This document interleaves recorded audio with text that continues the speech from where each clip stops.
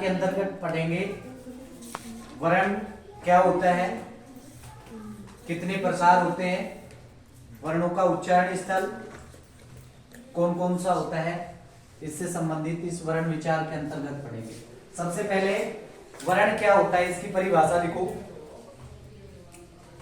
भाषा की वह सूक्ष्मतम इकाई, सूक्ष्मतम, भाषा की वह सूक्ष्मतम इकाई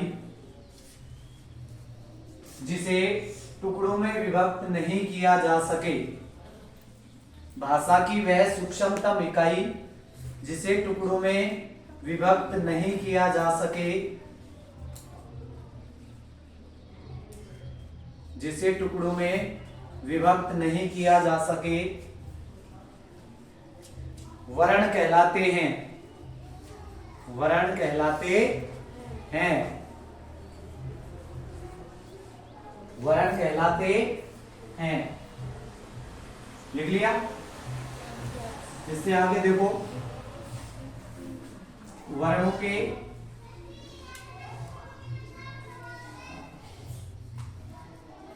आगे लिखो तुम वर्णमाला,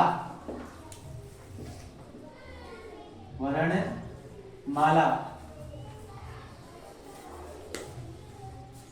लिख लिया? वर्णमाला किसे कहते हैं? वर्णमाला लिखो। वर्णों के क्रमबद्ध समूह को, वर्णों के क्रमबद्ध समूह को,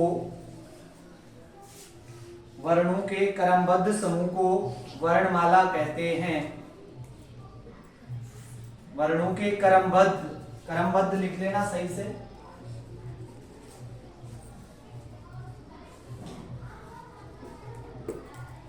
क्रमबद्ध,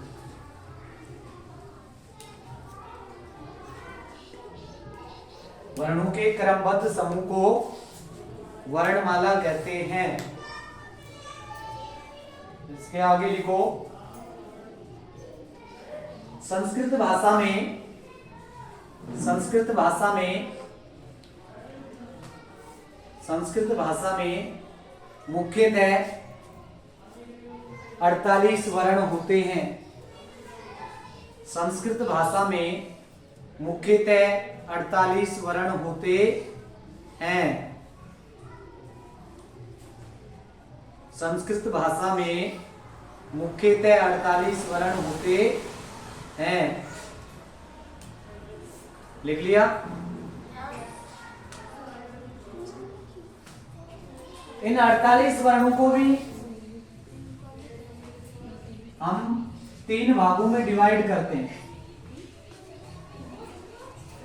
अगला टॉपिक डालो इसी में, नेक्स्ट, वर्णों के प्रकार, वर्णों के प्रकार,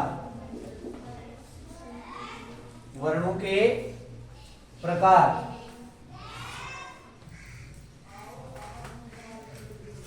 लिखो इसके आगे विवरण चिन्ह लगा करके।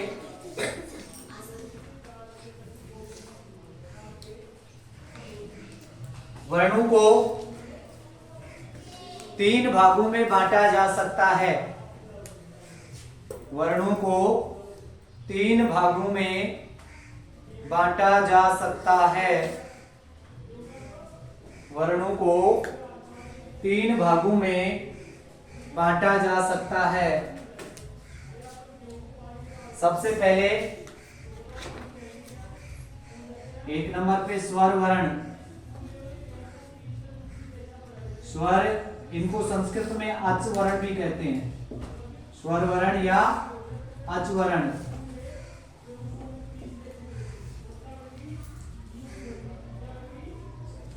नंबर 2 पे व्यंजन वर्ण।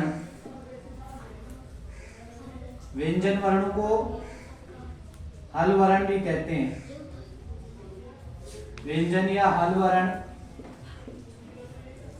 और जो तीसरा प्रकार है वो है अयोगवाह्य वर्ण।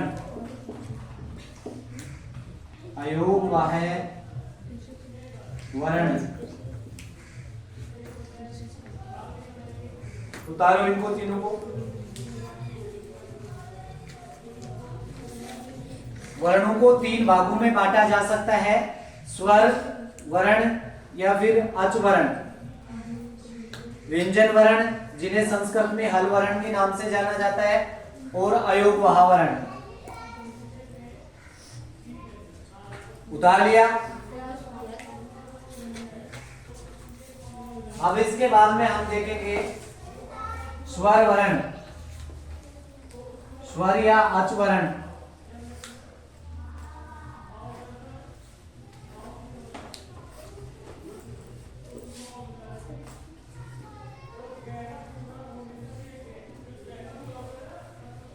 स्वर जिन्हें संस्कृत में अच भी कहा जाता है, स्वर या अच वर्ण। लिखो इसके सामने, वे वर्ण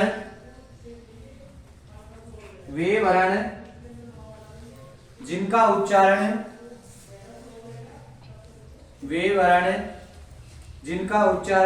स्वतंत्र रूप से किया जा सके। वे वर्ण जिनका उच्चारण स्वतंत्र रूप से किया जा सके। थोड़ा फास्ट लिखो भी। वे वर्ण जिनका उच्चारण स्वतंत्र रूप से किया जा सके स्वर वर्ण या अच वर्ण कहलाते हैं। वे वर्ण जिनका उच्चारण स्वतंत्र रूप से किया जा सके स्वर वर्ण अथवा अच वर्ण कहलाते हैं। ब्रैकेट में लिख लेना, अच वर्ण है ना। स्वर वर्ण या अच वर्ण कहलाते हैं। संस्कृत में आगे लिखो इसके, संस्कृत में इनकी संख्या 13 होती है।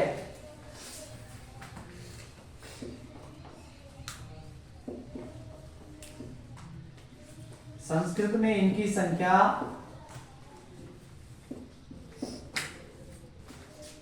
13 होती है। लिख लिया? अरे लिख लिया क्या? संस्कृत में इनकी संख्या 13 होती है।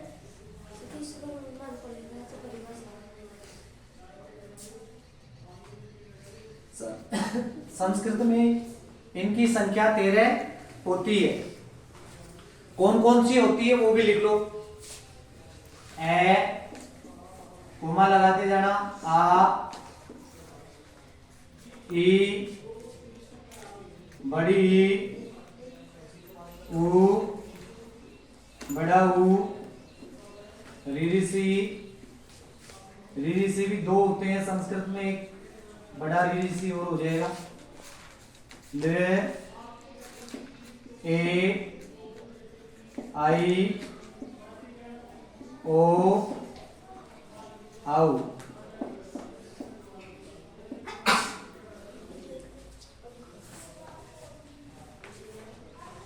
संस्कृत में इनकी संख्या 13 होती है। ए, आ, ई, ऊ, रीरिसी, बड़ा रीरिसी, रे, ए, आई, ओ, आउ। जिन्हें आगे लिखो इसके, जिन्हें निम्न भागों में बांटा जा सकता है। जिन्हें निम्न भागों में बांटा जा सकता है।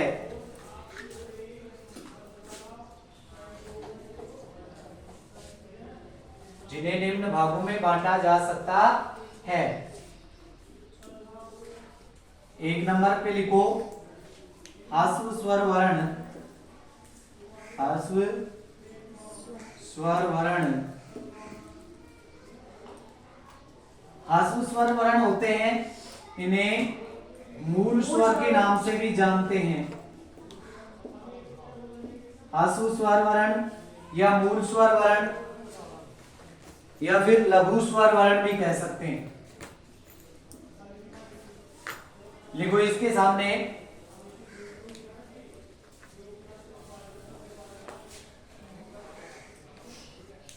ये वे स्वर वर्ण होते हैं, ये वे स्वर वर्ण होते हैं जिनका वे स्वर वर्ण होते हैं जिनका उच्चारण करते समय, लिख पा रहे हो ना, जिनका उच्चारण करते समय बहुत कम समय लगता हो, ये वे स्वर वर्ण होते हैं जिनका उच्चारण करते समय बहुत कम समय लगता हो, अर्थात केवल एक मात्रा का समय लगता, अर्थात केवल एक मात्रा का समय लगता है, अर्थात केवल एक मात्रा का समय लगता है। संस्कृत में इनकी संख्या 5 होती है। संस्कृत में इनकी संख्या 5 होती है। कौन कौन से होते हैं उनको लिख लो ब्रैकेट में। ए, छोटा ई, छोटा ऊ, ऋषि छोटा वाला और रे। संस्कृत में इनकी संख्या 5 होती है। कौन कौन से होते हैं ब्रैकेट में लिखा है ए, ई, उ, ऋषि और ले। दूसरा प्रकार लिखो इसका, दीर्घ स्वर वर्ण। दीर्घ स्वर, दीर्घ स्वर को गुरु स्वर के नाम से भी जानते हैं। दीर्घ स्वर या गुरु स्वर।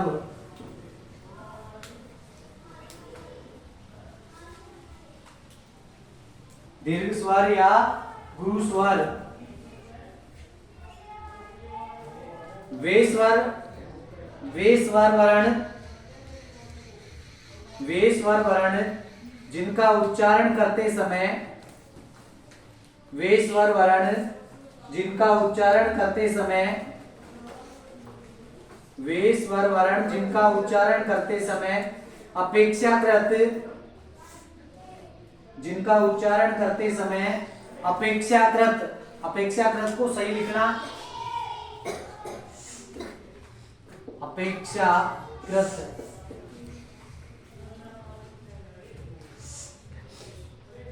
जिनका उच्चारण करते समय अपेक्षाकृत दुगुना,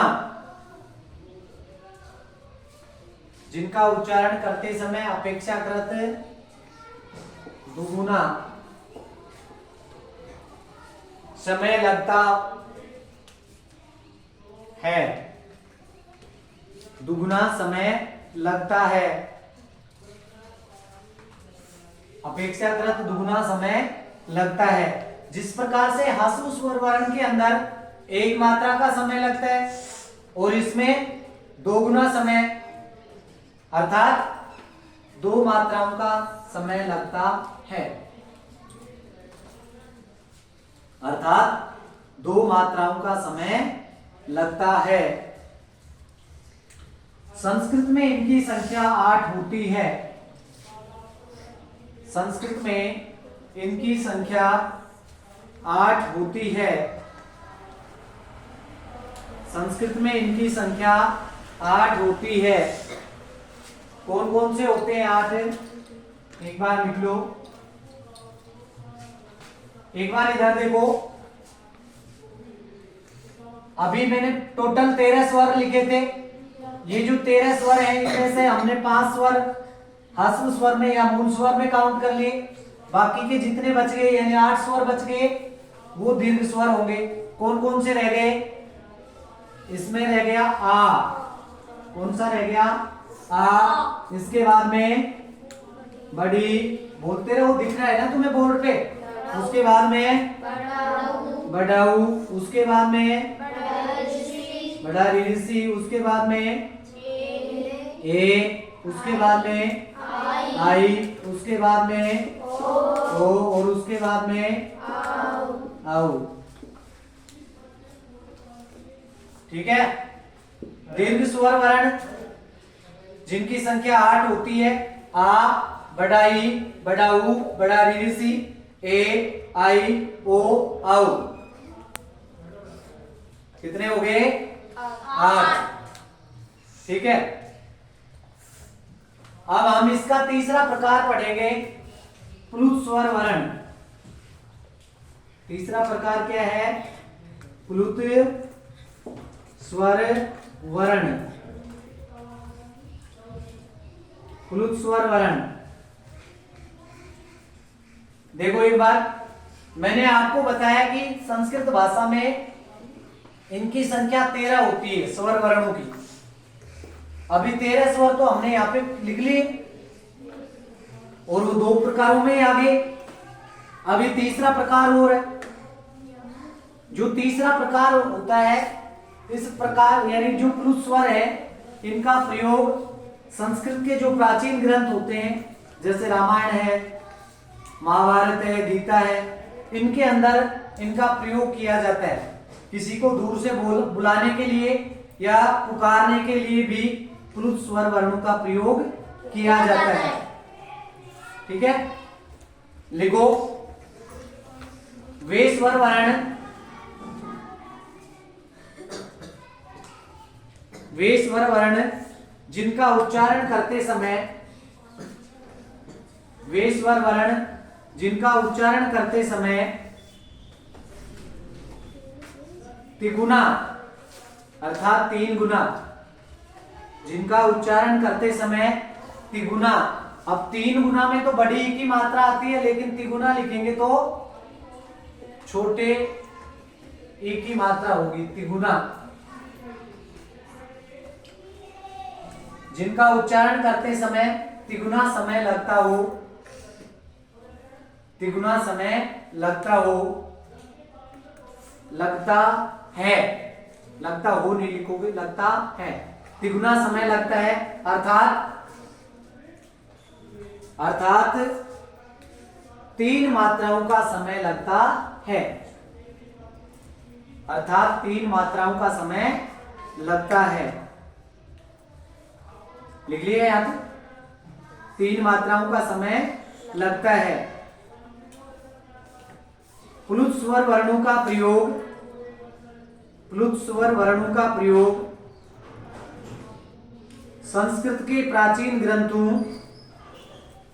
संस्कृत के प्राचीन ग्रंथों जैसे रामायण, महाभारत आदि में होता है। जैसे रामायण, महाभारत आदि में होता है।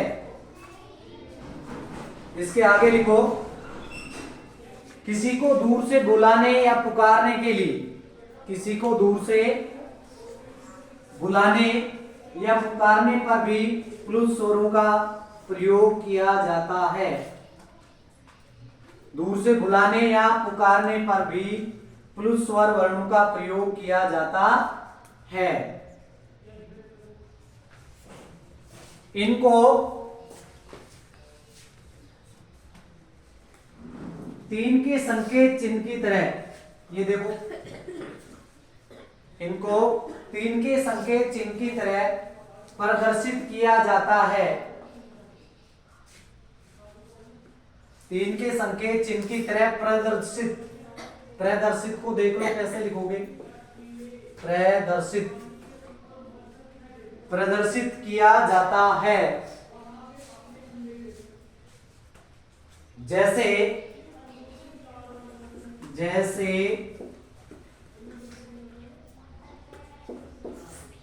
ओम,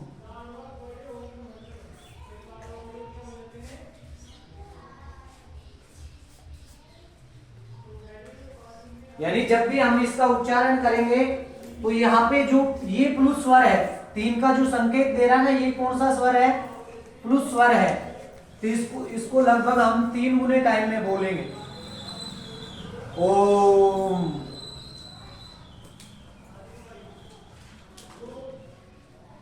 ठीक है, हो गया यहां तक। स्वर वर्ण हमारे कंप्लीट हो गए। यानी स्वर वर्ण क्या होते हैं, उनकी संख्या कितनी होती है, उन्हें कौन कौन से भागों में डिवाइड किया गया है, ये हमने पढ़ लिया। अब इसके बाद में हम पढ़ेंगे वर्णों का दूसरा प्रकार। वर्णों का दूसरा प्रकार, मिटा दो ये। वर्णों का दूसरा प्रकार पढ़ेंगे। वर्णों का दूसरा प्रकार क्या है? व्यंजन वर्ण, जिन्हें हल वर्ण के नाम से भी जानते हैं। लिखो दूसरा 2 नंबर डाल के व्यंजन वर्ण, ब्रैकेट में हल वर्ण लिख लो, है ना। व्यंजन या हल वर्ण, व्यंजन या हल वर्ण।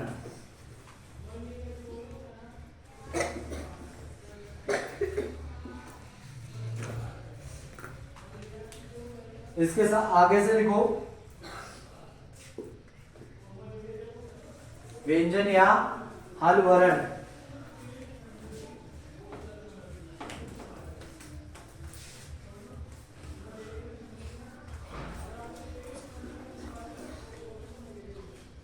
लिख लिया सबने व्यंजन वर्ण? विवरण चिन्ह लगा के लिखो इसके आगे। वे वर्ण जिनका उच्चारण करते समय, वे वर्ण जिनका उच्चारण करते समय स्वर वर्णों की, जिनका उच्चारण करते समय स्वर वर्णों की मदद लेनी पड़ती हो। वे वर्ण जिनका उच्चारण करते समय स्वर वर्णों की मदद लेनी पड़ती हो, व्यंजन वर्ण कहलाते हैं। वे वर्ण जिनका उच्चारण करते समय स्वर वर्णों की मदद लेनी पड़ती हो, व्यंजन वर्ण कहलाते हैं। व्यंजन वर्ण कहलाते हैं। संस्कृत भाषा में, संस्कृत में इनकी संख्या 33 होती है। सॉरी, संस्कृत में इनकी संख्या मुख्यतः 33 होती है। मुख्यतः वाले जरूर लगाओ, क्योंकि इसके बाद में 4 हम संयुक्त व्यंजन वर्ण और पढ़ेंगे अलग से, वहां संख्या बढ़ जाएगी। इसलिए आपको ध्यान रखना है, मुख्यतः 33 स्वर वर्ण होते हैं। मुख्यतः 33 स्वर वर्ण होते हैं, जिन्हें में बांटा जा सकता है, जिन्हें निम्न भागों में बांटा जा सकता है। नंबर 1 पे स्पर्श व्यंजन वर्ण, स्पर्श व्यंजन वर्ण, स्पर्श व्यंजन वर्ण। नंबर 2 अंतस्थ व्यंजन वर्ण, अंतस्थ व्यंजन वर्ण। नंबर 3 ऊष्म व्यंजन वर्ण, ऊष्म व्यंजन वर्ण। और नंबर 4 पे संयुक्त व्यंजन वर्ण,